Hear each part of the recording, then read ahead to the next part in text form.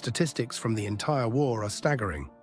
Of the approximately 20,000 British pilots who served in combat during World War I, over 8,000 were killed, a casualty rate of 40%. But for those who arrived as replacement pilots in 1917 and early 1918, the death rate was even higher. Many of these pilots were volunteers who had joined up believing the propaganda about aerial combat being glamorous and chivalrous. They thought they would be knights of the air, engaging in honorable single combat high above the mud and blood of the trenches below.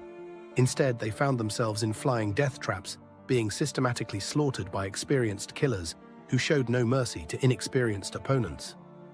The story of World War I fighter pilots isn't one of glamorous aerial knights. It's the story of institutional failure that cost thousands of young lives, military leaders who were too proud to admit their mistakes, bureaucrats who valued aircraft more than the lives of the men who flew them, and a system that treated human beings as replaceable parts in a war machine. The 50% casualty rate in the first month wasn't inevitable. It was the direct result of decisions made by men who never had to climb into a cockpit and face German machine guns.